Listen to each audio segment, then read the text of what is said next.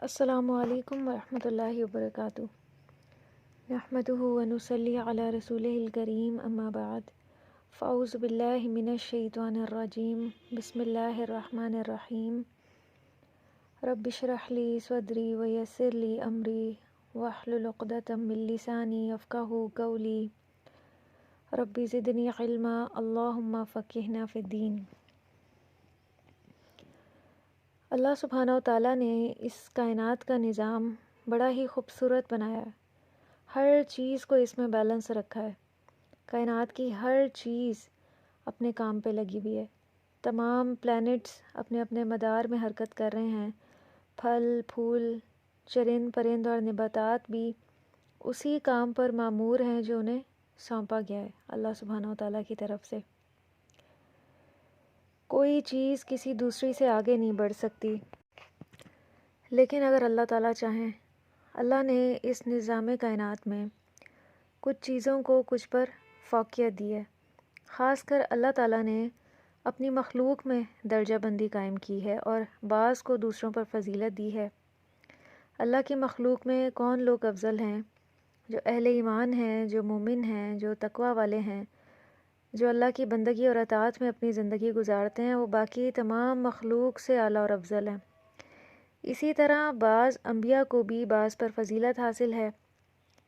اسی بنا پر اللہ تعالیٰ نے کچھ مہینوں اور دنوں کو بھی دیگر پر فضیلت بخشی ہے، جیسا کہ ذوالحجہ کے ابتدائی 10 دنوں کو دنیا کے تمام ایام سے افضل بنایا ہے، اور پھر ان میں سے بھی سب سے افضل قربانی کا دن ہے، پھر یوم عرفہ کا دن ہے، جس دن نبی کریم صلی اللہ علیہ وسلم پر دین مکمل ہوا، اور اس دن اللہ تعالیٰ کثرت سے لوگوں کو جہنم کی آگ سے رہائی دیتے ہیں۔ اسی طرح ہفتے کے دنوں میں سب سے زیادہ فضیلت کا حامل جمعہ کا دن ہے۔ راتوں میں افضل ترین ماہ رمضان کی آخری 10 راتیں ہیں، اور ان میں سے بھی سب سے زیادہ فضیلت والی لیلۃ القدر ہے۔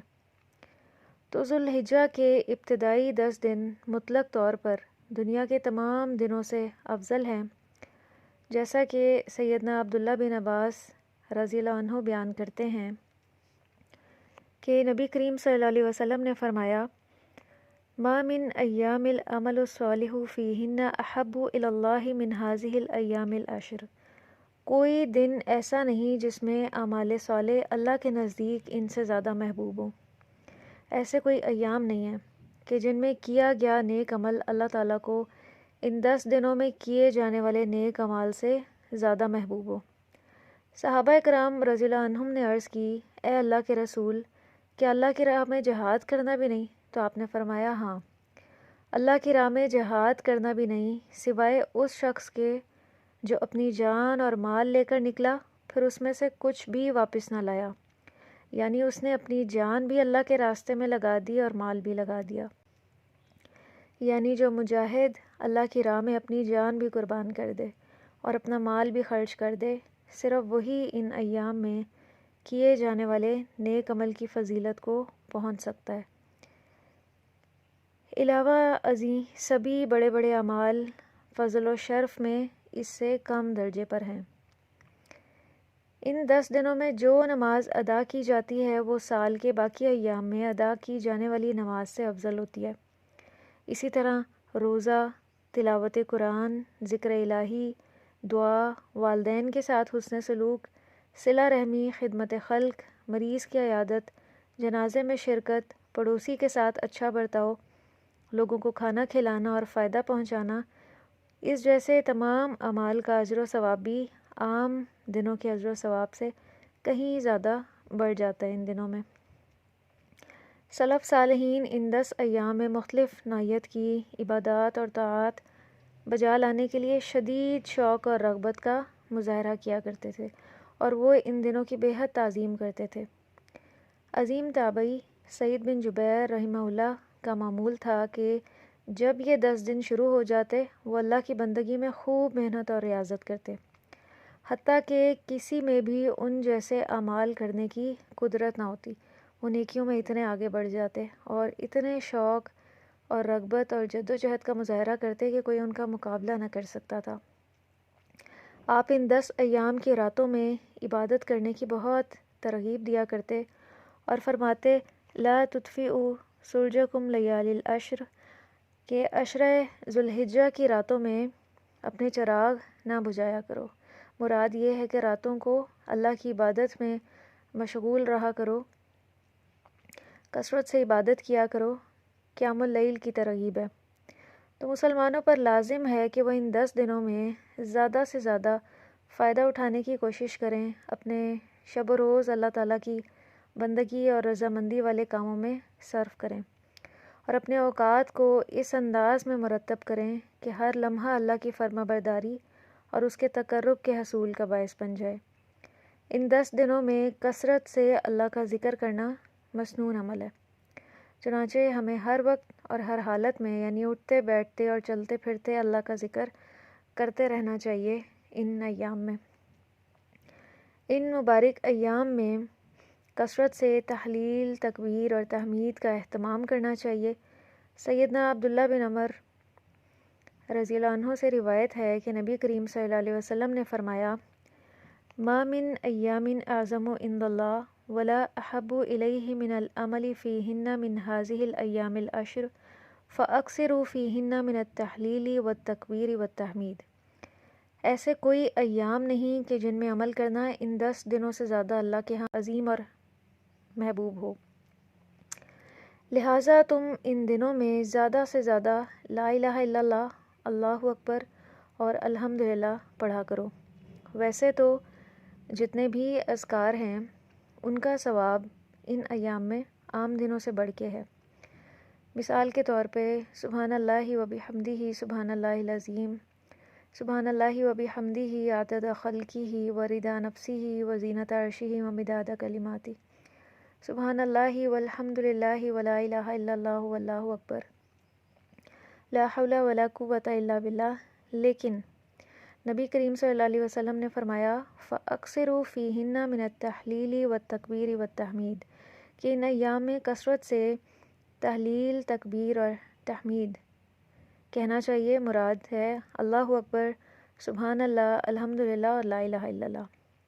اور یہ ایسے اذکار ہیں جو باقیات الصالحات میں شمار ہوتے ہیں۔ ان کو پڑھنے سے جنت میں درخت لگتے ہیں۔ یہ اللہ کے محبوب ترین کلمات ہیں، اور ہمارے پیارے نبی صلی اللہ علیہ وسلم کو یہ کلمات پڑھنا دنیا کی ہر ایک چیز سے زیادہ محبوب تھا۔ اور ان ایام میں ذکر کرتے رہنا چاہیے، خواہ کھڑے ہوں، بیٹھے ہوں، سوار ہوں، گھر میں ہوں یا باہر یا مسجد میں، راستے میں، بازار میں یا اپنے کام میں جگہ پہ ہیں یا کہیں پر بھی موجود ہیں، زبان پر اللہ کے ذکر کے کلمات کا ورد جاری رہنا چاہیے۔ خاص طور پہ ان ایام میں تکبیرات پڑھنے کی بہت زیادہ فضیلت ہے۔ سیدنا عبداللہ بن عمر رضی اللہ عنہ ان 10 دنوں میں بازاروں میں نکل جایا کرتے اور تکبیرات کہا کرتے تھے۔ آپ کو دیکھ کر لوگ بھی تکبیرات کہنے لگتے، انہیں بھی یاد دہانی ہو جاتی۔ عظیم تابعی میمون بن مہران رحمہ اللہ فرماتے ہیں میں نے لوگوں صحابہ کرام رضی اللہ عنہم کو دیکھا کہ وہ عشرہ ذوالحجہ میں اس قدر تکبیرات کہا کرتے تھے کہ میں ان کی کثرت کے باعث اس عمل کو سمندر کی موجوں سے تشبیہ دیا کرتا تھا۔ تو تکبیرات کے الفاظ کیا ہیں؟ اللہ اکبر، اللہ اکبر، اللہ اکبر، لا الہ الا اللہ واللہ اکبر، اللہ اکبر وللہ الحمد۔ اللہ سبحانہ و تعالیٰ کی ذات بہت بڑی ہے، اللہ بہت بڑا ہے، اللہ بہت بڑا ہے، اللہ کے سوا کوئی معبود برحق نہیں ہے، اللہ بہت بڑا ہے، بہت بڑا ہے، اور تمام تعریفیں اللہ ہی کے لیے ہیں۔ یہ اس کا مفہوم ہے۔ یہ ابن مسعود رضی اللہ عنہ اور دیگر سلف صالحین سے ثابت ہے۔ چاہے آپ ابتدا میں 2 یا 3 بار تکبیر کے الفاظ کہیں۔ یہ مصنف ابن ابی شیبہ کی روایت تھی۔ جبکہ تکبیرات کے الفاظ اللہ اکبر کبیرہ والحمد للہ کثیرہ وسبحان اللہ بکرۃ واصیلا کے بارے میں امام شافعی رحمہ اللہ کہتے ہیں کہ یہ الفاظ بھی درست ہیں۔ اگر کوئی یہ کہے اللہ اکبر کبیرہ والحمد للہ کثیرہ وسبحان اللہ بکرۃ وأصيلا الله أكبر ولا نعبد إلا الله مخلصين له الدين ولو كره الكافرون لا إله إلا الله وحده صدق وعده ونصر عبده وهزم الأحزاب وحده لا إله إلا الله والله أكبر۔ اگر ان الفاظ کا اضافہ کرے تو یہ بھی اچھا ہے۔ تو تکبیرات کے جو الفاظ ہیں اس میں وسعت ہے۔ نبی کریم صلی اللہ علیہ وسلم نے تکبیرات کے لیے الفاظ کی تعین نہیں فرمائی، چنانچہ اللہ سبحانہ و تعالیٰ کا ارشاد ہے وَلِتُكَبِّرُوا اللَّهَ عَلَىٰ مَا هَدَاكُمْ، تم اللہ سبحانہ و تعالیٰ کی بڑائی بیان کرو جیسے اس نے تمہیں سکھایا ہے۔ یہ سورۃ البقرہ کی آیت تھی۔ چنانچہ کسی بھی الفاظ میں تکبیرات اور اللہ کی بڑائی بیان کی جائے تو سنت پر عمل ہو جائے گا۔ امام صنعانی رحمہ اللہ کہتے ہیں کہ شروحات میں بہت سے الفاظ ہیں تکبیرات کے، اور ان میں متعدد اہل علم نے بہت پسند بھی کیے ہیں۔ اس سے یہ معلوم ہوتا ہے کہ تکبیرات کے معاملے میں وسعت ہے، جیسا کہ آیت میں بھی ذکر ہے وَلِتُكَبِّرُوا اللَّهَ عَلَىٰ مَا هَدَاكُمْ، اللہ سبحانہ و تعالیٰ کی بڑائی بیان کرو جس طرح اس نے تمہیں سکھایا ہے۔ ابن حبیب رحمہ اللہ کہتے ہیں کہ میرے نزدیک پسندیدہ ترین تکبیرات کے الفاظ یہ ہیں اللہ اکبر لا الہ الا اللہ واللہ اکبر وللہ الحمد علی ما ہدانا اللہم اجعلنا لک من الشاکرین۔ ابن حجر رحمہ اللہ کہتے ہیں کہ تکبیرات کے الفاظ سے متعلق صحیح ترین الفاظ عبد الرزاق نے اپنی سند کے ساتھ سلمان رضی اللہ عنہ سے نقل کیے ہیں، اور وہ وہی الفاظ ہیں جو سب سے پہلے میں نے ذکر کیے، جس میں 3 بار شروع میں اللہ اکبر تھا اور اس کے بعد پھر آخر تک دعا اللہ اکبر اللہ اکبر اللہ اکبر لا الہ الا اللہ واللہ اکبر وللہ الحمد۔ تو جو الفاظ صحابہ کرام رضی اللہ عنہم سے منقول ہیں تکبیرات کے، انہی کی پابندی کرنا بہتر ہے، ورنہ اللہ سبحانہ و تعالیٰ کی بڑائی جن الفاظ میں بھی ادا کی جائے تو سنت ادا ہو جائے گی۔ ان ایام میں اس بات کو ہمیں یقینی بنانا ہے کہ یوم عرفہ کا سورج غروب ہونے کے ساتھ ہی گناہوں کا سورج بھی غروب ہو جائے، یعنی اتنے نیک اعمال کریں کہ وہ ان 10 ایام کے اختتام تک سبھی گناہوں کا خاتمہ کر دیں، اور آئندہ گناہوں سے بچنے کا عزم بھی کریں، کیونکہ سچی توبہ کی یہی علامت ہے کہ اس میں نہ صرف دل میں ندامت ہوتی ہے بلکہ آئندہ اس گناہ کو نہ کرنے کا ایک پختہ ارادہ اور عزم بھی ہوتا ہے، کیونکہ وہی گناہ یا گناہوں سے توبہ فائدہ دیتی ہے جو مستقل ہو، کیونکہ اسی سے پھر تزکیہ کا عمل شروع ہوتا ہے۔ اگر گناہ کے بعد سچی توبہ نہ کی جائے تو دل پہ وہ جو سیاہ نقطے ہیں وہ نیکیوں کے راستے میں، تقویٰ کے راستے میں، آگے بڑھنے کے راستے میں بہت بڑی رکاوٹ ہوتے ہیں۔ تو اس کے لیے ضروری ہے کہ سچی توبہ کی جائے تاکہ دل آئینے کی طرح صاف ہو جائے، اس میں نیکی کی محبت اور رغبت محسوس ہو۔ جب بھی نیکی کی طرف سے سستی محسوس ہو، نیک کام میں دل نہ لگے تو فوراً استغفار کریں، کیونکہ گناہوں کے سبب اس طرح سے ہوتا ہے کہ دل زنگ آلود ہو جاتے ہیں اور نیک کاموں میں پھر دل نہیں لگتا یا شوق اور رغبت کم ہو جاتی ہے۔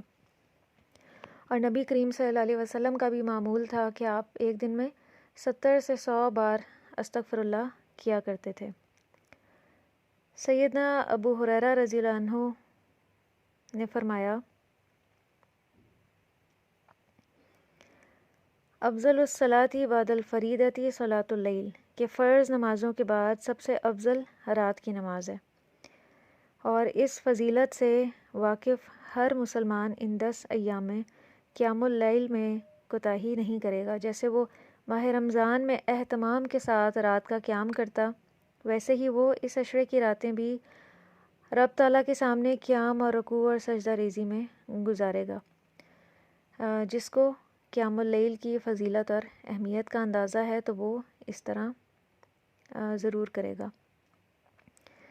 سب سے جو نفع بخش تجارت ہے وہ یہ ہے کہ ان 10 ایام میں کم از کم ایک بار مکمل قرآن کی تلاوت ضرور کر لی جائے، اور یہ تلاوت جلد بازی میں نہ ہو بلکہ پورے فہم اور تدبر کے ساتھ ہو، پوری سمجھ بوجھ کے ساتھ ہو، حق ادا کر کے قرآن کو پڑھا جائے، یعنی اللہ تعالیٰ ہر حرف کے بدلے میں 10 نیکیاں عطا فرمائے گا، بلکہ ان ایام میں تو ان نیکیوں کے کئی گنا بڑھ جانے کا قوی امکان ہے۔ ان ایام میں ہمارا شمار ان سعادت مندوں میں ضرور ہونا چاہیے جن کے اوصاف اللہ سبحانہ وتعالیٰ نے قرآن مجید میں بیان فرمائے ہیں کہ والمستغفرین بالاسحار، رات کی آخری گھڑیوں میں استغفار کرنے والے، کانوا قلیلا من اللیل ما یہجعون وبالاسحار ہم یستغفرون، وہ رات کے بہت تھوڑے حصے میں سوتے اور رات کی آخری گھڑیوں میں اپنے گناہوں کی بخشش مانگتے تھے۔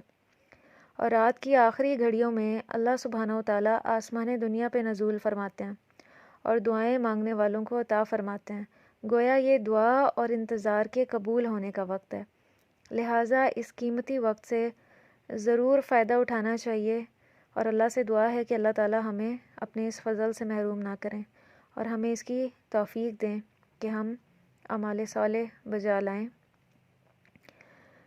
انہی امور میں ایک اور نہایت اہم جو عمل ہے وہ صدقہ ہے، اور صدقے کے بہت سے فضائل ہمارے علم میں بھی ہے۔ یہ بندے کے ایمان کی دلیل ہے اور سچا مسلمان ہونے کی علامت ہے۔ صحابہ کرام بھی کثرت سے صدقہ کیا کرتے تھے، حالانکہ ان کے مالی حالات بھی بسا اوقات اچھے نہیں ہوتے تھے، لیکن اس کے باوجود وہ اللہ کی محبت میں صدقہ کرتے تھے، اللہ کی محبت پانے کے لیے، اللہ کا قرب پانے کے لیے۔ اور روز قیامت آدمی اپنے صدقے کے سائے میں ہوگا، جتنا زیادہ اس نے صدقہ کیا ہوگا اس کا سایہ اتنا ہی وسیع ہوگا، اور اس دن اور کوئی سایہ میسر نہ ہوگا سوائے انسان کے نیک اعمال، اور اس میں سے بھی کچھ مخصوص اعمال جیسے صدقے کا ذکر ہے۔ اور صدقہ برے حادثات سے بچاتا ہے، اس سے گناہوں کا کفارہ ہوتا ہے، دلوں کا تزکیہ ہوتا ہے، دلوں کی صفائی ہوتی ہے۔ بسا اوقات انسان کی زندگی میں کوئی آفت آنے والی ہوتی ہے، لیکن صدقے کی وجہ سے وہ ٹال دی جاتی ہے، یہ اللہ کے غضب کو ختم کرتا ہے۔ صدقہ مال میں برکت اور رزق میں اضافے کا سبب بھی ہے، اور صدقہ کرنے والوں کو اللہ تعالیٰ نے مزید نعمتوں کے نوازنے کا بھی وعدہ کیا ہے۔ اللہ سبحانہ وتعالیٰ ان کی نعمتوں میں اضافہ فرماتے ہیں، انہیں رزق میں برکت دیتے ہیں۔ تو یہ جو ایام ہیں یہ تمام دنوں سے افضل ہیں، اس لیے اس میں صدقہ و خیرات کا بھی زیادہ سے زیادہ اہتمام کرنا چاہیے۔ اور اگر کسی کے پاس رزق میں وسعت نہیں ہے مالی لحاظ سے، تو وہ کس طرح سے صدقہ کرے کہ جو کچھ وہ خود کھا رہا ہے اسی میں سے کچھ نہ کچھ کسی غریب اور مسکین کو دے دے، کسی غریب کو کھلا دے جو کھانا خود کھا رہا ہے، تو وہ بھی اسی اجر و ثواب کو پالے گا، کیونکہ ہر ایک کی حیثیت الگ ہوتی ہے، تو ہر کوئی اپنی حیثیت کے مطابق صدقہ کرے۔ ہو سکتا ہے ایک انسان جو 1,00,000 کما رہا ہے تو وہ آسانی سے 10,000 نکال لے، لیکن ایک انسان جو کماتا ہی 10,000 ہے اس کے لیے 1,000 کی بھی بہت ویلیو ہوتی ہے۔ تو اللہ سبحانہ وتعالیٰ سب کے حالات جانتے ہیں، اور اللہ تعالیٰ سب کے حالات کے مطابق ان کے ساتھ معاملہ کریں گے۔ ہو سکتا ہے کم انکم رکھنے والا انسان زیادہ خلوص نیت سے اللہ سبحانہ وتعالیٰ کے راستے میں خرچ کرے تو زیادہ اجر و ثواب پالے اس نیت کے خلوص اور اخلاص کی وجہ سے۔ پھر صدقے کے علاوہ یا کسی غریب مسکین کو کھانا کھلانے کے علاوہ اللہ تعالیٰ کے ہاں یہ بھی محبوب ترین عمل ہے کہ کسی مسلمان کو خوشی پہنچائی جائے، کسی کی مشکل آسان کی جائے، کسی کی مدد کی جائے، یا کسی کو اچھا مشورہ دیا جائے، کسی کے ساتھ حسن سلوک کیا جائے، اچھا سلوک کیا جائے، یا اس پہ صدقہ کر کے اس کی کوئی ضرورت پوری کر دی جائے۔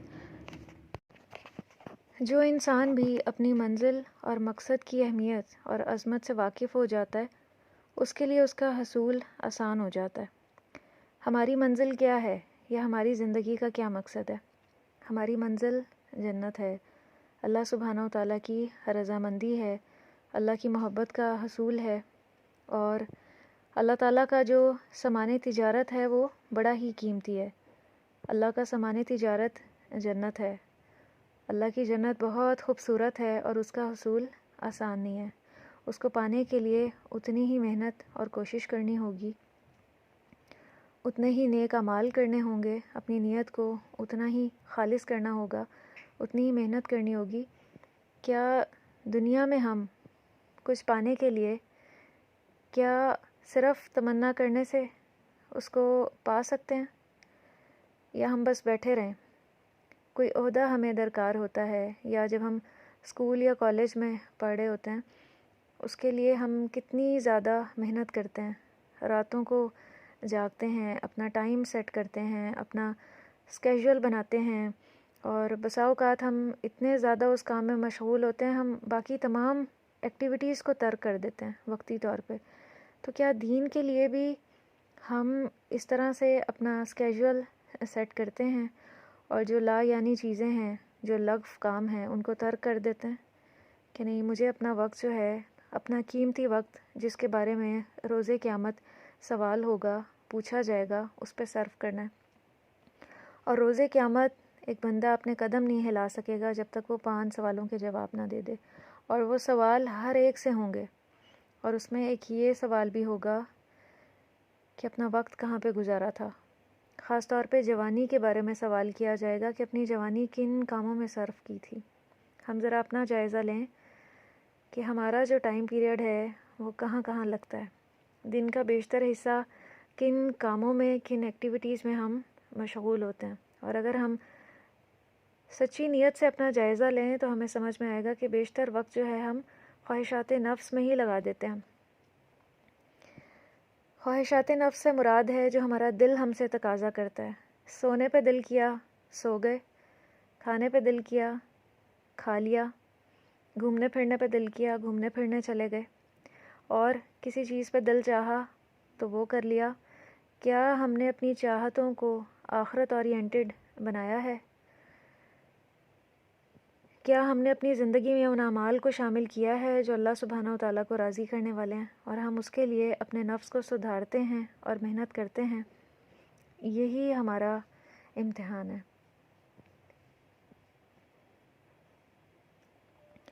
تو جو اللہ کا سامان تجارت ہے وہ بڑا قیمتی ہے، وہ جنت ہے، اور اس کی قیمت بھی اتنی ہی بڑی ہے۔ اس کی قیمت کیا ہے؟ ہمارا نفس۔ اپنے نفسوں کو بیچ کر ہم وہ قیمتی جنت حاصل کر سکتے ہیں۔ اور نفسوں کو کس طرح سے بیچ سکتے ہیں؟ کہ وہ تمام خواہشات نفس جو دین کے راستے میں رکاوٹ ہیں، اس کے آگے بڑھنے کے راستے میں رکاوٹ ہیں، نیکیوں کے راستے میں رکاوٹ ہیں، ان کو ترک کر کے، ان کو پیچھے کر کے اللہ کی ذات کو، اللہ کے احکامات کو، نبی کریم صلی اللہ علیہ وسلم کی تعلیمات کو، نبی کریم صلی اللہ علیہ وسلم کی سنت کو فوقیت دی جائے اور ترجیح دی جائے۔ یہ ہے نفس کو بیچنا اس جنت کے بدلے۔ تو اللہ سبحانہ و تعالیٰ نے ہم سے ہمارے نفسوں کے بدلے اس قیمتی جنت کا سودا کیا ہے، لہٰذا ہمیں بڑھ چڑھ کر نیک اعمال کرنے چاہیے، گناہوں اور نافرمانیوں کو چھوڑ کر اللہ کے حضور میں سچی توبہ کرنی چاہیے۔ اور اس سچی توبہ کی علامت اور نشانی کیا ہے؟ اس کے بعد دل اللہ سبحانہ و تعالیٰ کی طرف مائل ہو جاتا ہے، راغب ہو جاتا ہے، یکسو ہو جاتا ہے، دل میں نیکیوں کا شوق پیدا ہو جاتا ہے، دل میں ایک ٹھنڈک اور راحت محسوس ہوتی ہے۔ سچی توبہ کے بعد گناہوں کا بوجھ دل سے دھل جاتا ہے، جو ضمیر کو بہت پریشان کرتے ہیں، تو ان تمام گناہوں کا بوجھ سچی توبہ کے بعد دل سے دھل جاتا ہے، اور ہمیں اللہ کے حضور شرمندہ ہونا ہے اپنی کمیوں کوتاہیوں پہ۔ پتہ نہیں ہم ایک دن میں کتنی کمیاں کرتے ہیں، کتنی بار ہم دکھاوا کرتے ہیں، کتنی بار ہم اپنی عبادات میں کمی کرتے ہیں، اس لیول کی نہیں کرتے، اللہ سبحانہ و تعالیٰ کا حق ادا کر کے نہیں عبادت کرتے۔ محض فارمل طور پہ ہم اپنی عبادات کو کر رہے ہوتے ہیں جو روح سے بالکل خالی ہوتی ہیں۔ تو ہمیں اللہ سبحانہ و تعالیٰ کی نافرمانی سے بچنے کا پختہ عزم اور ارادہ کرنا ہے۔ اگر کسی انسان کا حق مارا ہے، کسی کے حق میں کمی کی ہے، تو اس سے بھی معافی مانگنی ہے، اس کا حق ادا کرنا ہے، کیونکہ اللہ سبحانہ و تعالیٰ اپنا حق تو ہو سکتا ہے معاف کر دیں، لیکن کسی بندے کا حق اگر ہمارے ذمے ہے تو جب تک وہ بندہ معاف نہیں کر دے گا وہ حق واجب الادا ہی رہے گا۔ اور روز قیامت ایک لمبی قطار ہوگی ایک شخص کے سامنے، اور اس کے پاس پہاڑ جتنی نیکیاں ہوں گی، اور وہ سارے اس کی نیکیاں لے جائیں گے۔ کیوں؟ کسی کا اس نے حق مارا ہوگا، کسی کی غیبت کی ہوگی، کسی کے حق میں کوئی اور کمی کوتاہی اس نے کی ہوگی، کسی کا مال ہڑپ کیا ہوگا، وہ سب اپنا حق لینے کے لیے کھڑے ہوں گے۔ تو اللہ سبحانہ و تعالیٰ اس انسان کی جتنی نیکیاں ان کو دے دیں گے، پھر بھی کچھ لوگ وہاں کھڑے رہ جائیں گے۔ یہ صحیح حدیث کا مفہوم ہے، اور وہ اپنے گناہ اس شخص کو دے جائیں گے۔ اس طرح یہ پہاڑ جتنی نیکیاں رکھنے والا انسان جہنم میں داخل ہو جائے گا۔ تو ہم اس چیز کو چھوٹا نہ سمجھیں، ہم ایسے ہی لوگوں کے حق مارتے رہتے ہیں، ان کے حق میں کمیاں کرتے رہتے ہیں۔ چغل خوری، غیبت وغیرہ، یہ بھی سارے اسی طرح کے اعمال ہیں جس میں ہم لوگوں کے حق میں کمی کرتے ہیں، اور ان سے بھی اللہ سبحانہ و تعالیٰ نے منع کیا۔ غیبت کے بارے میں کہا جاتا ہے کہ جو انسان دوسرے کی غیبت کرتا ہے تو وہ اپنی نیکیاں اس کے نامہ اعمال میں لکھوا رہا ہوتا ہے، یا اپنی نیکیاں اس کو ٹرانسفر کر رہا ہوتا ہے۔ تو ہمارے پاس تو نیکیوں کا سرمایہ پہلے ہی اتنا کم ہے، تو اگر وہ تھوڑا سا سرمایہ بھی ہم نے اسی طرح ضائع کر دیا۔ نیکی کر لینا بہت آسان ہے، لیکن اس کو محفوظ رکھنا، اس کی حفاظت کرنا بڑا مشکل کام ہے۔ شیطان اس راستے کے ذریعے بھی بہت سے لوگوں کو گمراہی میں مبتلا کر دیتا ہے کہ وہ ان سے بہت بڑے بڑے نیک اعمال کرواتا ہے، لیکن لوگوں کے حق میں بھی بہت بڑی بڑی کمیاں کوتاہیاں کرواتا ہے۔ اور بسا اوقات انسان جب نیک اعمال کرتا ہے وہ خود کو بہت بڑا سمجھنا شروع ہو جاتا ہے۔ وہ سمجھتا ہے کہ اچھا، میں نے تو اب بہت نیکیاں اکٹھی کر لی ہیں، اب میں جو چاہے کروں، اب شاید لوگوں کے حق میں کمی کرنا بھی میرے لیے الاؤ ہو گیا ہے۔ تو اس فعل سے اور اس عمر سے بہت زیادہ ڈرنے کی ضرورت ہے۔ انسان جتنے بھی نیک اعمال کرے، عاجزی کے ساتھ کرے، کبھی اپنے آپ کو بڑا نہ سمجھے۔ بڑی صرف اللہ سبحانہ و تعالیٰ کی ذات ہے، اور اللہ تعالیٰ کو اپنے عاجزی اختیار کرنے والے بندے پسند ہیں جو نیک اعمال کر کے بھی اکڑتے نہیں ہیں۔ اللہ سبحانہ و تعالیٰ کو ابلیس کا رویہ پسند نہیں ہے۔ اللہ تعالیٰ کو حضرت آدم علیہ السلام کا رویہ پسند ہے کہ جنہوں نے کمی کوتاہی پہ اللہ کی طرف رجوع کیا تھا اور اللہ سے اپنی اس کمی کی معافی مانگ لی تھی۔ اللہ تعالیٰ کو اپنے ایسے بندے پسند ہیں۔ اور در حقیقت اگر ہم کچھ نیک اعمال کر بھی لیتے ہیں تو اس میں بھی توفیق کس کی طرف سے ہوتی ہے؟ اللہ کی طرف سے ہوتی ہے۔ اللہ کی توفیق ہوتی ہے تو ہم نیک اعمال کر پاتے ہیں۔ اگر اس ذات کی رحمت نہ ہو، توفیق نہ ہو، ہم کچھ بھی نہ کر سکیں۔ تو اس لیے ہمیں باقی لوگوں کو بھی اسی نگاہ سے دیکھنا چاہیے کہ کبھی ہم بھی اسی طرح تھے، ہدایت یافتہ نہیں تھے۔ اللہ سبحانہ و تعالیٰ نے ہمارے اوپر احسان کیا، ہمیں ہدایت دی، نیکی کے راستے پہ ہمیں چلایا، توفیق دیتے رہے، تو یہ سراسر اس پاک ذات کا احسان ہے۔ یا ایھا الذین آمنوا توبوا الی اللہ توبۃ نصوحا عسیٰ ربکم ان یکفر عنکم سیئاتکم ویدخلکم جنات تجری من تحتہا الانہار۔ اے لوگو جو ایمان لائے ہو، اللہ کی طرف توبہ کرو، خالص توبہ۔ ممکن ہے تمہارا رب تمہاری برائیاں دور کر دے اور تمہیں ایسی جنتوں میں داخل کر دے جن کے نیچے سے نہریں بہتی ہیں۔ لہٰذا ان ایام میں ہمیں ظلم اور زیادتی سے بچنا ہے، گناہ اور نافرمانی کے کاموں سے بچنا ہے، تاکہ ہمارے دلوں میں تقویٰ کا جو بیج ہے وہ پروان چڑھ سکے۔ ورنہ اگر گناہوں کا سلسلہ بھی ساتھ اسی طرح سے جاری رہا عبادات کے، تو یہاں نیک عمل ہوگا اور وہاں گناہ اس نیکی کو ختم کر دے گا، تو وہ معاملہ آگے نہیں بڑھ سکتا۔